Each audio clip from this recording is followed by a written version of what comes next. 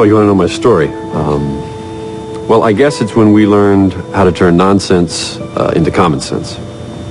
But I'm sure you want more than that. Well, my story started like most days, except this time we had an unexpected visitor from corporate.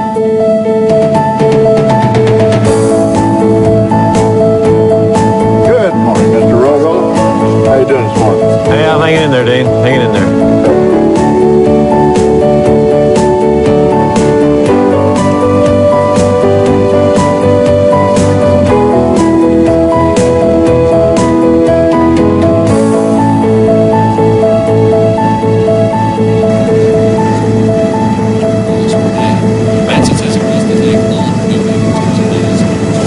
Somebody stole your space, boss. Yeah, either that or they decided to buy me that new car. No. Oh, good. You're here. Guess who showed up this morning? Peach. Yeah, I know. He took my parking space. Well, he's driving everybody half crazy. He's rolling around the floor, ranting and raving about some Bucky Burnside order. What's wrong with it? What's 3 weeks overdue? Peach is the division VP, and Bucky Burnside is his golf partner. Okay. But it means stopping work on 2 other jobs and tearing down a major setup. And I got a lot of other stuff that's way more than 3 weeks overdue. Well, I'm sure Peach has his reasons. We got to do it. Where is he anyway? He's in your office. Good luck. He's in rare form. Hey.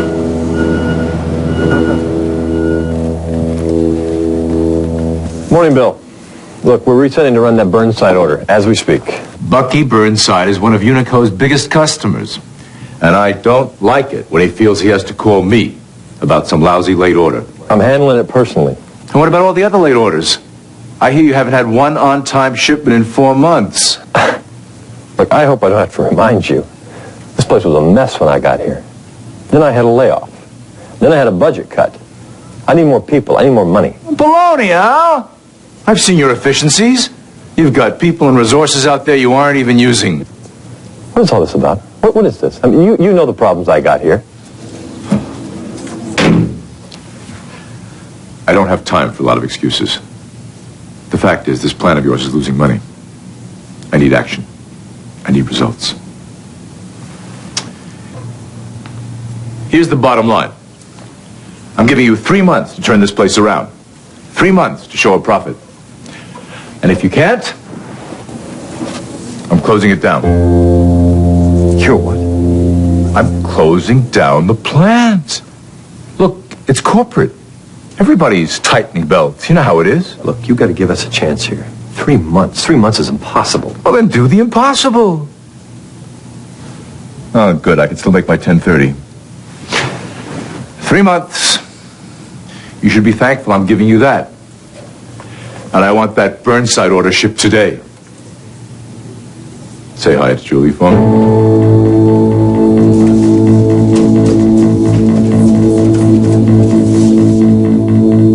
We did get the Burnside order out, even though it meant delaying just about every other order in the plant. We lost time and money. At the time, all I could think about was the 280 people who were going to be out of a job. I felt responsible. And I kept asking myself, why can't I manage any better than this? And that night, I didn't go home right after work. I needed to think. I couldn't figure out what I could do. I'd already cut costs to the bone. I was pushing people as hard as I could. I mean, what else was there? I didn't know. I just didn't know. Then I remembered Jonah. See, a few weeks back, I'd run into an ex-professor of mine. Jonah? Jonah, I'm Alex Rogo. I used to be one of your students. Do you remember? Oh, yeah. Alex. How are you? Alex Rogo. How wonderful to see you. You too. Yes. Sit down. Thank you. What have you been doing with yourself these days? Well, I'm managing a plan for Unico. Really? Yeah, I'm here on a panel. We're discussing manufacturing robots. Robots. I'm into research on robots myself. Really? Oh, I tell you, ours have been a godsend. Since we put those things in, we've had like 36% increase in productivity. You mean you've earned 36% more money just by installing some robots? Incredible. Not exactly. No, I mean, the increase was just in a certain area. It wasn't in profit. I don't understand. If you didn't earn more money, how can you say that you've had an increase in productivity? No, I don't understand. Let me ask you something between us. Have you sold more product because of these robots? You mean is the plant's throughput up? Well, no, but that wasn't really the idea. Have you reduced the expenses in your plant? No, operating expenses didn't go down. Did your inventories go down? Inventories? What does that have to do with it? Just tell me. Did your inventories go down? Offhand, no. No. Well then, if you didn't sell more goods, and you didn't reduce the expenses, and your inventories didn't go down, then you can't tell me that your robots have increased productivity. But you see, my price per part has gone down. My efficiencies are up. Efficiency? Are you using the right measurements? Final call, United Airlines flight number 700. Oh, that's me, Alex. I have to go. So, what I'm hearing you saying is that you don't think efficiencies are important. Efficiencies aren't the goal of a business. Why do you think your company built your business? To show off its efficiencies? No, no. Then why? To make money. Right. If the goal of a business is to make money, then you can call something productive if and only if it makes the business more money. If I were you, I'd take a good hard look at those robots of yours. I think you'll be surprised at what you find. Okay, I will. Good luck. Thank you. You too. Oh! Here's a little memento from an eccentric friend. At the time, I didn't see the importance. But now with Peach threatening to close down the plant, I could see just how right Jonah had been. I mean, he said the goal of a plant is to make money. And I obviously wasn't going to get there by measuring my efficiencies. Jonah had said to make money, I needed to look at three things. Was throughput up? Did inventories go down? And did operating expenses go down? See, I wanted to get back to the plant just to see how the robots would stand up to these new measurements. But then something happened.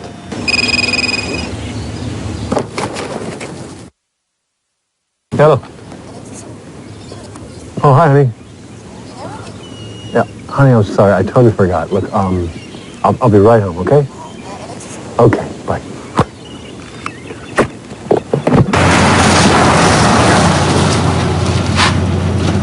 Hi, kids. Hey, where's the sitter? Mom sent her home. Where's Mom? Kitchen. Julie? Hi, honey.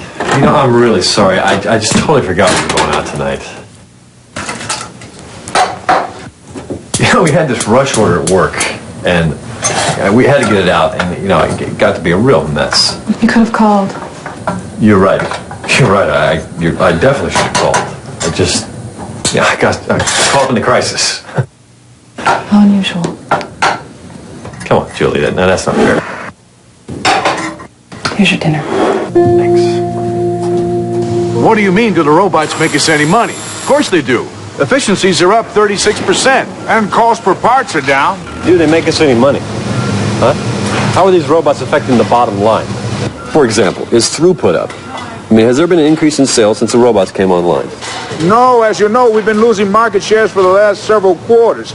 Sales are down all over. What about inventory? How have they affected the inventory? They've sent inventory through the roof. Warehouse is jam-packed with work in progress. Why is that?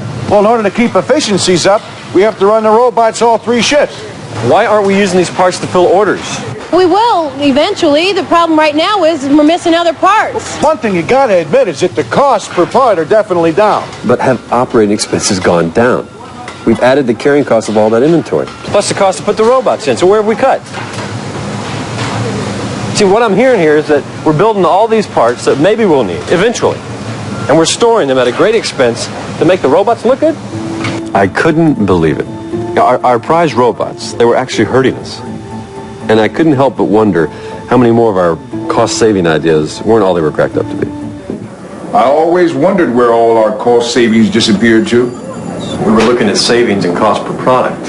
It doesn't tell us much about the plant's profitability. I told you not to use my cost accounting numbers for decisions. If you did, I must have been out of the room. Okay, look, if we're talking about buying the robots now, what questions should we be asking? The first, we should look at the impact that robots will have on throughput. You mean on sales? Well, not quite. Think of throughput as the money we get from our customers minus the money that we pay our vendors. So selling price minus raw materials price? For the most part. Okay. So the first question is, what's the impact on throughput? For robots, nothing. I bet you it won't always be that clear cut. No, probably not.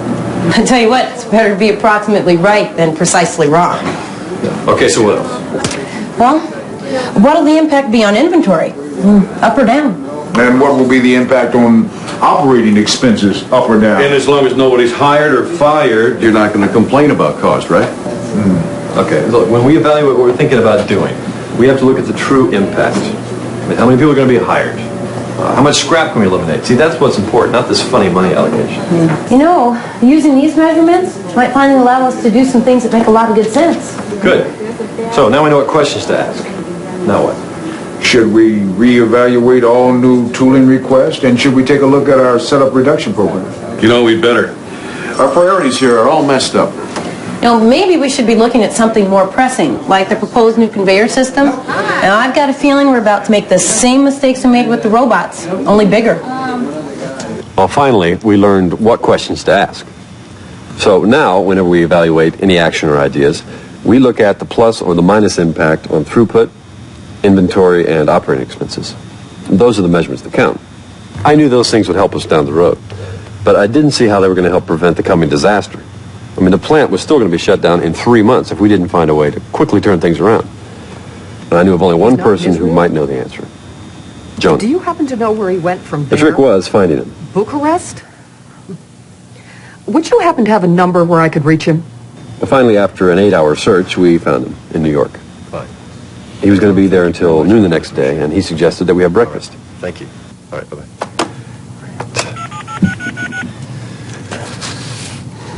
Hi, honey. Yeah, it's me. Look, we're about going out tonight. I'm really sorry, but I have got to be on a 10 o'clock flight to New York tonight. The next morning, I brought Joan up to date on the situation at the plant. Well, you were right about the robots. Our sales are down, our costs are way up, and our inventory is just right through the roof. And I just don't know what to do about it. I would really like to be able to help you, Alex. But I'm afraid, you know, I haven't got very much time. I can give you a few basic concepts. And then I think you'll be able to work your solutions for yourself. I don't think you understand. I only have 3 months. 3 months, more than enough if you're diligent and you keep an open mind. Okay.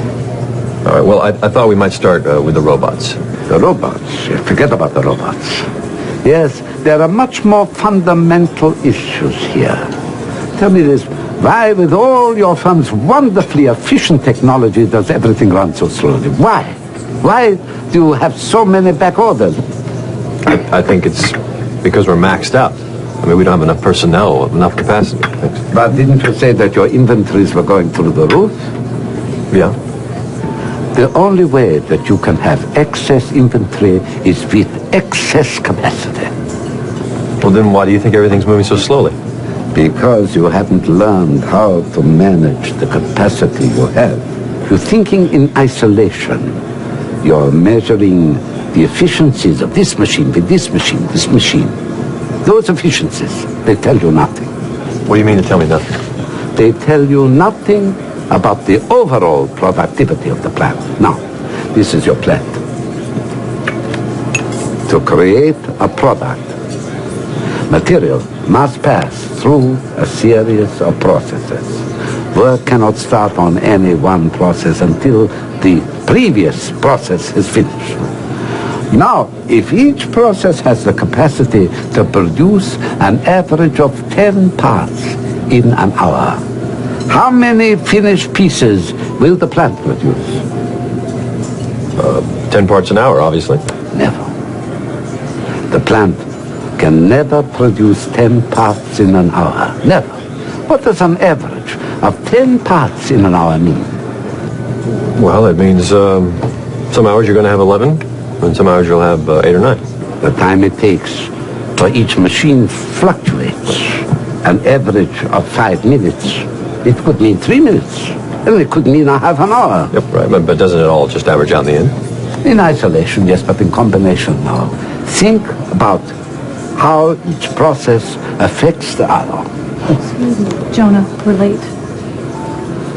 Oh, yes, Lord, I'm so sorry, Alex. I have to go. What do I do now? Just think about what I've told you. And then what? And then, look for your bottleneck. My what? Your bottleneck. Look for it. Okay. Take care. All right. Goodbye. All right, thank you. Thanks, Johnny. I needed answers, and I got riddles. But at least I got home for dinner. For a change.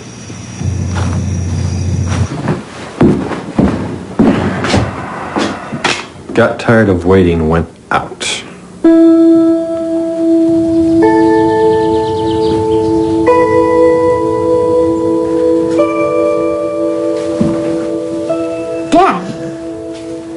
Dad, wake up. We're gonna be late for the hike. What hike? The hike to the ledges. You said I could volunteer you. Remember? Yeah. What time is it? 7:30. What are you doing sleeping down here? I was waiting for your mom to come home. She's upstairs sleeping. Come on, we're gonna be late. Yeah, okay. Let me get some clothes on then.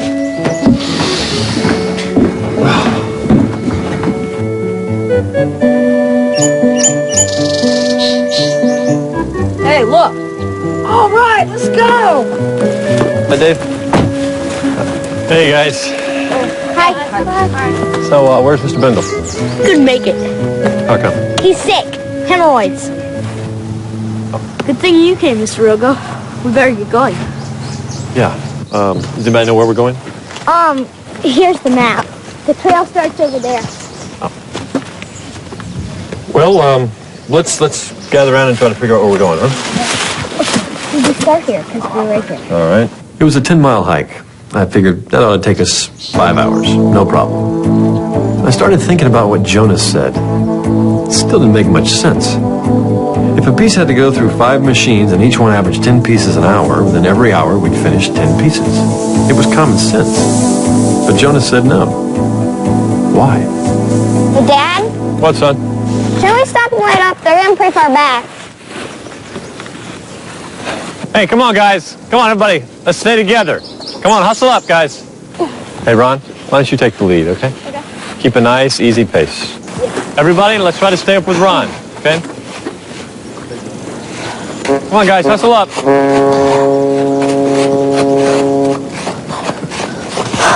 What's your name? Herbie. You okay, Herbie? No problem, Mr. Rogo. I can take it.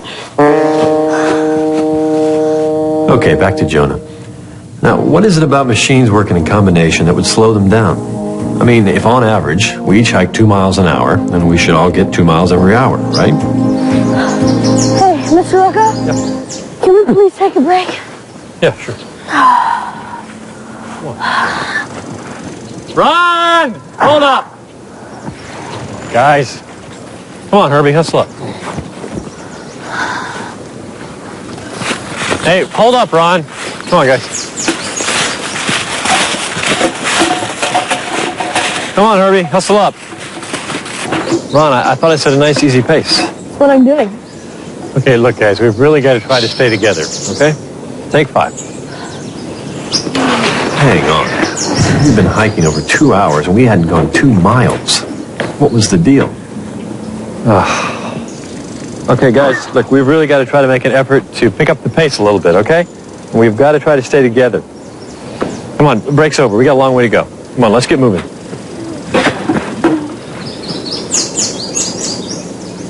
We hadn't gone 100 yards before the gaps started to appear again. But this time, Ron wasn't going too fast. He was going the same rate as everybody else. And Herbie was doing his best. So why were the kids still falling behind?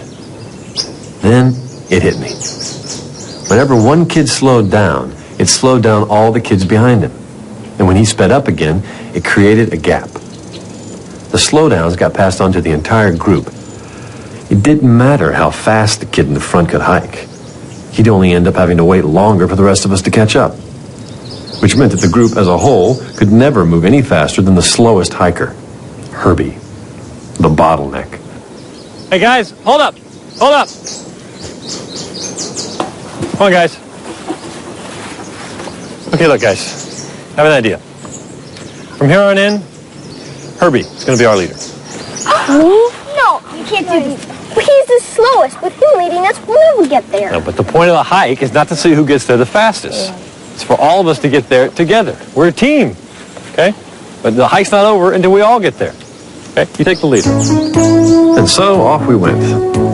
Whenever a gap appeared, the kid in the back had enough reserve to catch up. We all stayed together. Only one problem. Hey, Hermsker, I'm falling asleep back here. Can you speed it up a little? Come on, Mr. Rogo. This isn't going to work. We're never going to get there at this rate. Look, if you want us to get there faster, we're all going to have to figure out a way to help Herbie get there faster. Hey, Herbie, what's in your backpack? None of your beeswax. Hold up, guys. Herbie, let me see what's in your pack. God, what is in this thing? Just some stuff.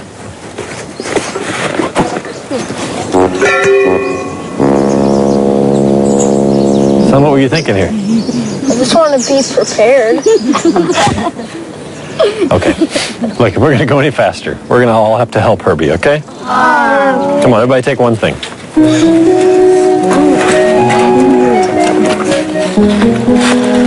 How's that? Much better. All right, troop, forward march. Well, after relieving Herbie of his pack, we covered the last 4 miles in just over 2 hours. What's more, I was beginning to get some clue about Jonah's riddle. The key to unleashing hidden resources was to find the bottleneck and do whatever you could to help it move faster. Now, it worked with a bunch of Boy Scouts. But how was I going to make it work at the plant? Well, I finally broke the news about Peach's deadline. 3 months. What does he possibly think we can accomplish in 3 months? Look, I've been thinking. Now, ultimately, the goal of this business is to make some money, all right? We can do that in 3 ways. We can increase our sales, we can cut our costs, and we can decrease the inventory, all right? I tried to explain about Jonah and the bottlenecks, but they weren't exactly buying it. I figured our only hope was finding Jonah. Hang on. Alex, we've got him. On 2. By some miracle, he was passing through this part of the country, and he agreed to stop by the plant. Well, I was glad about that, at least. I mean, with Jonah coming, I had a glimmer of hope that I could get things back in control here at the plant. But at home, life was definitely out of control. I was spending most of my time at the plant, trying to figure things out. And somewhere along the line, Julie's patience for me never being around just ran out. But she was right, though. Somehow I needed to find some balance, but with all the pressures, I didn't know how.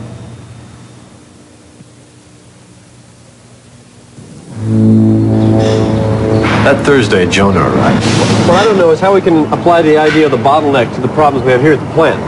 Tell me, what do you think a bottleneck is?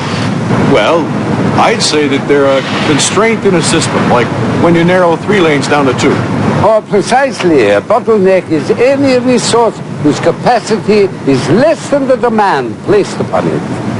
Bottlenecks control the rate of output for the entire plant. Okay, so how do we find him? I mean, if the bottleneck controls throughput, shouldn't our first step be to find it? I guess we could calculate the demand for every resource, every piece of equipment in the plant, and compare it to capacity figures. Yes, you could. But how accurate is your data? There are some quick indicators you could look for. Which work area has the largest pile of work in progress waiting to be processed? Well, I can tell you that right off the bat. It's the NCX-10. I mean, now, looking back, it seems so obvious. But that's the way a lot of issues are. So simple. Just common sense. I mean, the first step for us was to find or identify the bottleneck, the system constraint. Still, I remember how surprised I was with what we found. I thought this was the most efficient machine in the plant. It is. We just put it in last year because it produces parts faster and cheaper than any other machine. Well, why is it a bottleneck? See, we got rid of the old machines when we bought this one because they were just way too inefficient. And now the demand for these parts is greater than the capacity of this machine to produce them. So what do we do? Well, there's only one thing to do. You have to find more capacity.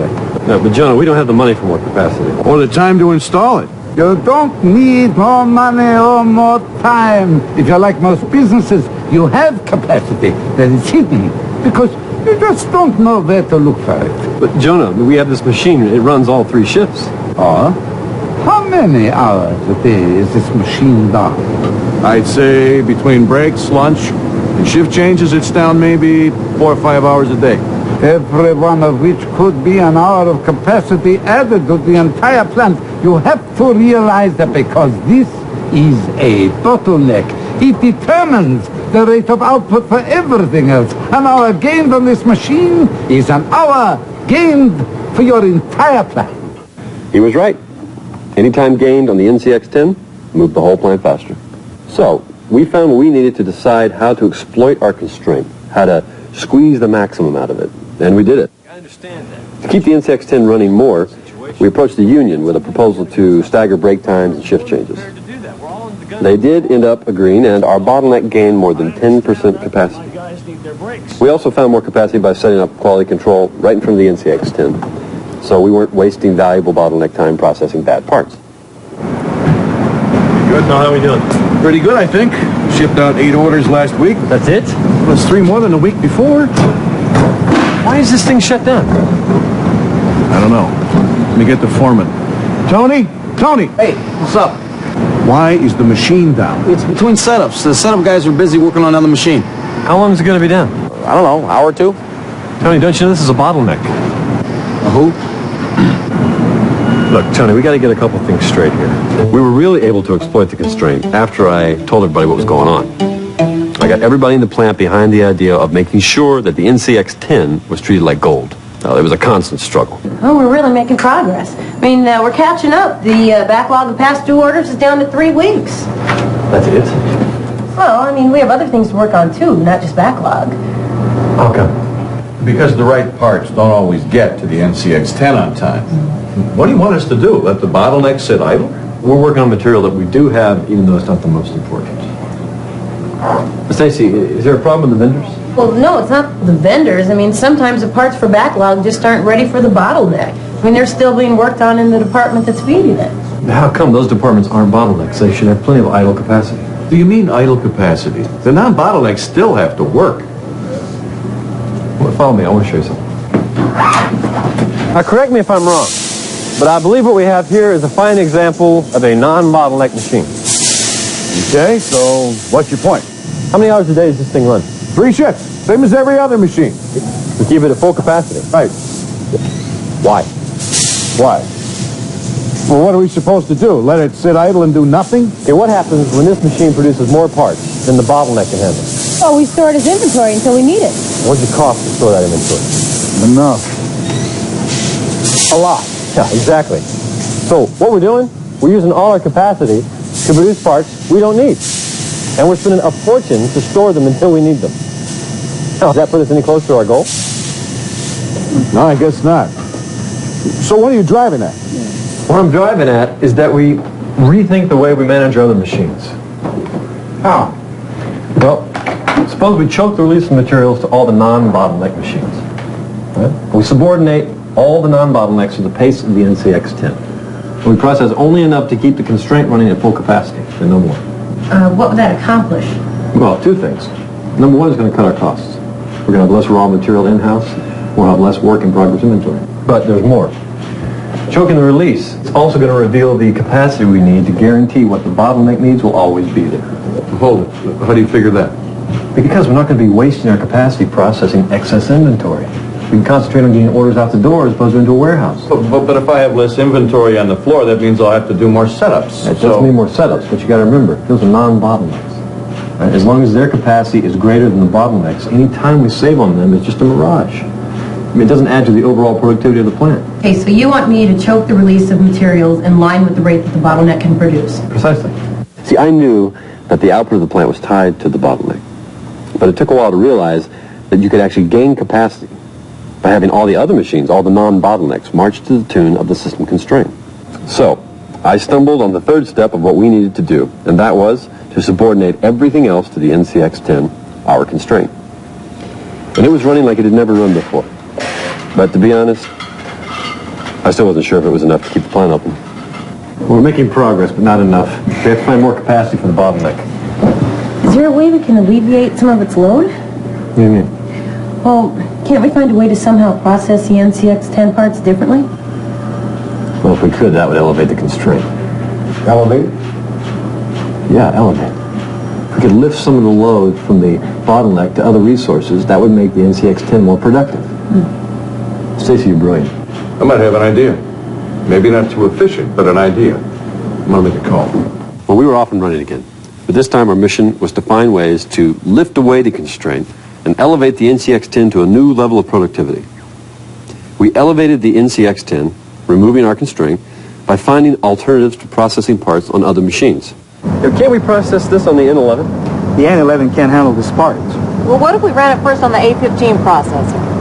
Maybe, but it means two setups. That's okay. That's okay. Just show me how we can do it. And Bob, well, he brought me what he called a surprise gift. Ta-da! What is that? That is a Zamegba. They don't make them anymore. I'm glad to hear that.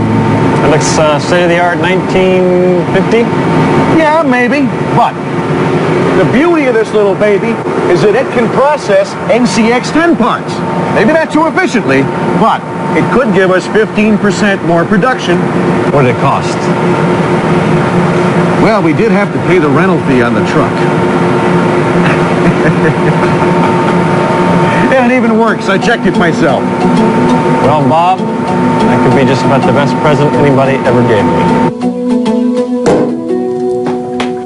What's this? I'll tell you in the toast I'm going to make, just as soon as everybody has something to swallow. I went through the records and I discovered that this month we have done better than any month in the history of the plant.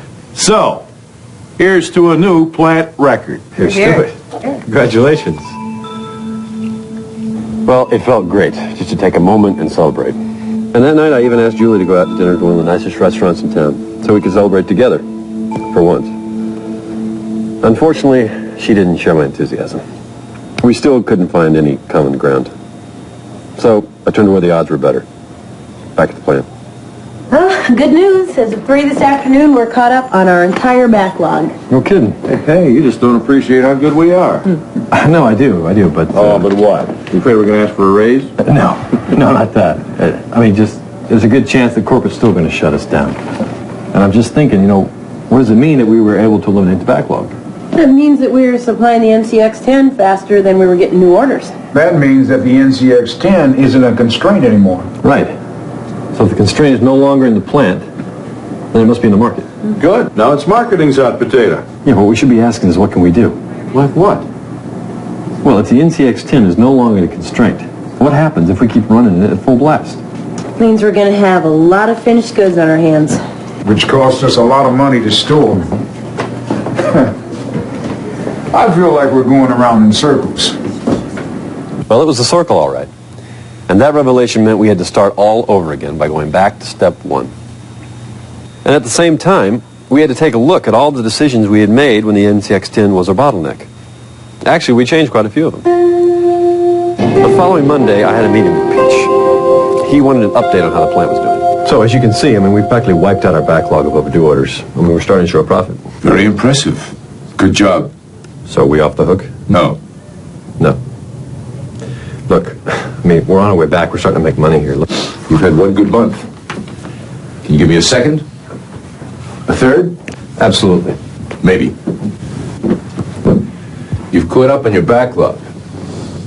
What have you done to control costs or build up your efficiencies? But no buts. You've had one good month. Good job. But it's not enough. What's it going to take? Give me another 15%. If you can deliver that, you can stay open. I think we can do that. Another 15%? Was he out of his mind? I must have been out of my mind. I had no idea I was going to come up with another 15%. After all, the constraint wasn't in the plant anymore. It was in the market. It was outside of my control. Or so I thought. Alex Rogo. What brings you to this glue factory? Johnny Johns. How's life in the exciting world of marketing? Well, could be better, could be worse. Are you doing too bad? I see you still have those high-ticket Gucci's. Yeah, well, you got to work the image. Say, listen, I'm hearing good reports about that plant of yours. Yeah, we're trying some new stuff. Got the back orders down. What's the sales outlook? Funny you should ask. Just talked to an old pal of yours, Bucky Burnside. Yeah, right. What's his problem now? Get this. He got himself into a major bind, and he needs 2,000 Model 12s in 2 weeks. 2 weeks? Can you believe it? I mean, 2 months, maybe. Hold on, what if I said we could deliver that order? I would say you need to seek professional help. And then I would say I'd rather tell him no than make him a promise I can't deliver on. Well, I have to talk to some people, but I think we can deliver the order. Matter of fact, I'll bet you a pair of those Gucci's that we deliver the order. Al, you are a maniac. But you're on. You are on, my friend. Right. I'll catch you later. That order could give us the 15% we needed, but I had no idea how we were going to do it. I did not see how we could do it in 2 weeks, but I knew we had to. We had to find a way to exploit the market constraint by shrinking the delivery time to Bucky Burnside. The next morning, I filled everyone in on Peach's latest ultimatum. And I dropped the bombshell. Well, there is one piece of good news. We have an opportunity to fill an order for Bucky Burnside for 2,000 Model 12s. Hey. But he needs them in 2 weeks. 2 weeks? Yes. There's a 2-month lead time on Model 12. Be done, though. How? No way. Okay, maybe not. Let me ask you a question. Say we get a batch of 1,000 parts, and we process one of those parts. And what are the other 999 doing? Waiting. Which makes my point. It's not that we don't have enough time. It's that we're wasting it. If we cut that batch in half, that means that batch goes through the whole process in half the time, right? Right, but it still won't work. Most of the time, batches are waiting in the queue for the machine to do another batch. So We cut batches on all orders. well, wait a minute. That means more setups. That's non-bottlenecks, remember. Non-bottlenecks. Well, on machines that don't have the spare capacity, we could set them up to run several identical small batches back to back. See, that way we don't have to worry about resetting the machine. I don't like it. I don't think we have much choice. Our constraint is the market. And the only way to exploit that is to have fast response and faster delivery, right? But we have got to subordinate everything based on that decision. That means cutting batches. If we don't get this order, there's no way we'll make that extra 15%. Feature shut us down. Okay. If we have to, we have to. But I still don't like it. You know, there's one small problem. What? Well, Model 12s require control modules, and we have about 500 in-house. And I know the vendors can't deliver the rest that fast. All right, can they deliver 500 by next week? I can call. Now, you call them, I'll call Johnny Jones. We couldn't deliver the whole order in 2 weeks, What but is we that? could deliver 500 units each week for 4 weeks. Wait a minute, he said he prefers 500 a week? So we got this order. Got the order. Thank you. Thank you, Johnny. Might just have saved my plant. Well, we went through what I now call the process of ongoing improvement, a second time. The market was now the constraint, and to exploit it, we had to be fast. So we subordinated all decisions to that. We started to move things in small batches, and the plant shifted into high gear. Something that used to take 3 weeks took 3 days. Still, it was going to be close. So, what do our profit figures look like? Well, I don't know about 15%, but we're not doing bad. What are they? Maybe 11%. That's not good enough. We need 15. He wants 15. Alex, you're not going to believe this. Is that a helicopter right here? It's landing in the parking lot.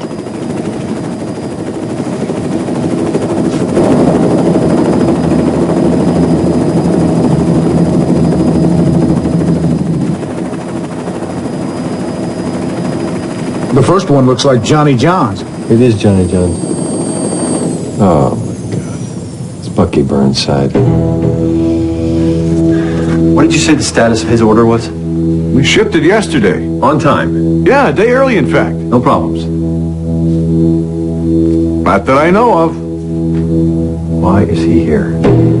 Shake your hand. Very fine job. Thank you very much. Well, Bucky Burnside, I want to shake your hand. Thanks for a very fine job. Somebody pinch me.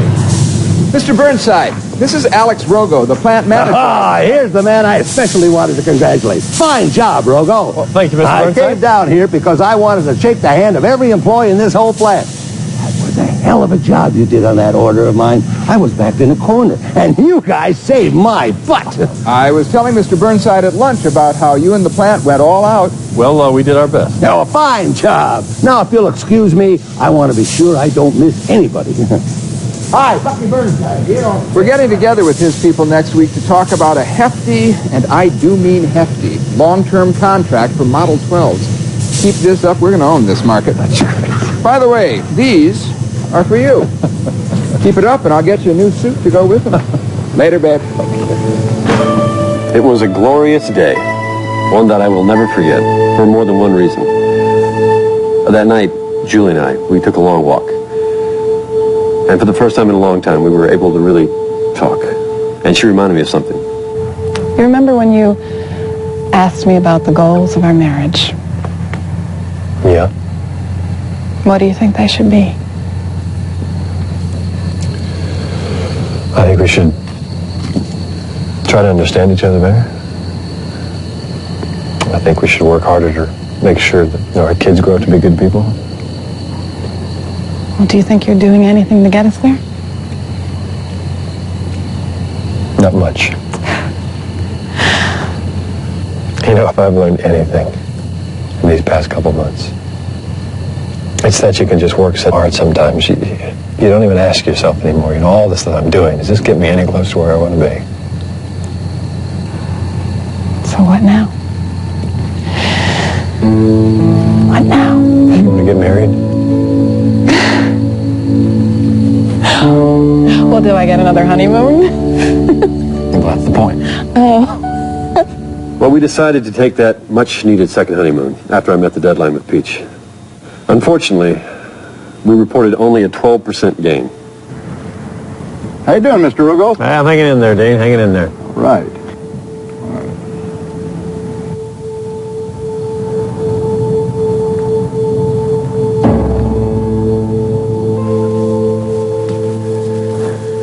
Okay, Bill, I know 12% is not 15%, but we did the best job we could, and I couldn't pull it off, so. What are you talking about? Shutting down the plant. Why would I want to do that? This is the best performing plant in the whole division. Well, so we're still in business? Are you out of your mind? I'd have to be nuts to close this place. Well, so then what do I owe the honor of this visit? Well, for one thing, I wanted to tell you you did a good job. I'm still not sure how the heck you did it, but good job. Thank you, Peach. Right. Now that we got that out of the way, I wanted to talk to you about that plant in Summerfield. The place is a disaster. How would you feel about managing that plant as well? Are you offering me a promotion? Yes, I guess I am. Look, here's the problem. And so life went on. And I did tell Peach I had talked over the promotion with my wife on our vacation. Here you go, honey. It's heavy. Dad? Yeah. It's a man named Jonah. Jonah, really? Wow. Honey. It'll take 1 second. Just 1 second. I just wanted to see how you were doing. Well, I'm glad to say that the plant is going to stay open. They've actually asked me to manage another one, thanks to you. I just pointed the way you did the thinking. Yeah, well, in the end, we're finally making some money. Making money is the goal of a business, but it isn't mine. And I don't think it's yours. Well, then what is it? It's something you'll have to find for yourself. Jonah. Alex, I have to go. Goodbye.